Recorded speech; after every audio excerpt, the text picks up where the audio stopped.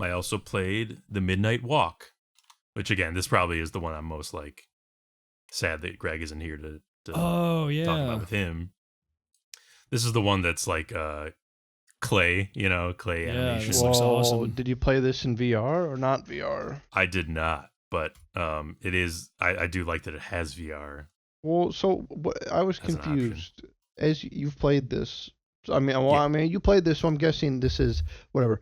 What is the intended method to play? Was it made with the VR in mind, and you just played a good version of it, or was it made with this in mind, and VR is just like a novelty? It looks like a VR game just I have. looking at the gifs of it. That's what I'm saying. That's why I got so confused by the trailer, and mostly because maybe they're just showing off the VR parts of it. I thought it was going to be a game where they wanted you to play it in VR, and like you could play it, not, but it wouldn't be as Yeah, good. And that's the reason I haven't played it yet. I've just been waiting to get in VR. I But if you I say it's honestly still have good, no then idea. is it good out of Uh, VR? Well, I have no idea what their intention was. I was gonna say Well, like I don't yeah, know but I'm what they saying though, went did you for. enjoy it though? Uh, Mixed feelings overall. Yes. Okay. Um, yeah, maybe I will play it in VR at some point because like that I would think be I'm still interesting. going to try it. It is first person, it is like not a ton of like gameplay complication, right? So like it makes sense that it's very much designed with VR in mind as well. Um, yeah, this is the one where it's like first person, you're some kind of thing waking up and um there's a little fire guy, a little pot boy going on the midnight walk together in this dark world, this like fantasy realm of some sort. Classic. Yeah, it really is beautiful. Which makes it, that's kind of partly why I want to experience in VR because it's so visually, audibly, it has such personality. Very well realized world and characters. Um, like the devs say, it is all clay crafted. I don't know what the exact. I didn't look into the like production or anything, but it's one of those games where they like definitely did sculpting in the production of this game. Um, Very storybook esque design to everything, creepy, swirly. Cool. I would say definitely inspired by the works of Henry Selick, which is my jam. The sound, the creaks, the cracks, the fire flares, and the voices, very textured voices of the characters. They got that binaural sound. You want to wear. They even say suggest wearing headphones, which again aligns with VR. The story could be considered pretty typical light/dark. Tiny fire lights up big darkness kind of stuff. That's not really the draw over the individual character set pieces that you go through.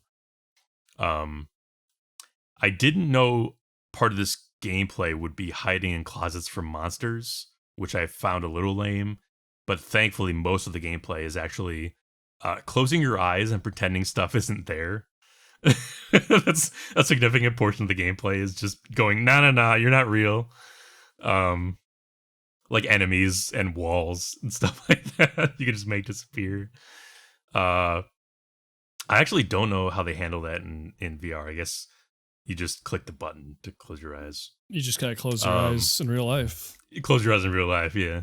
It detects that.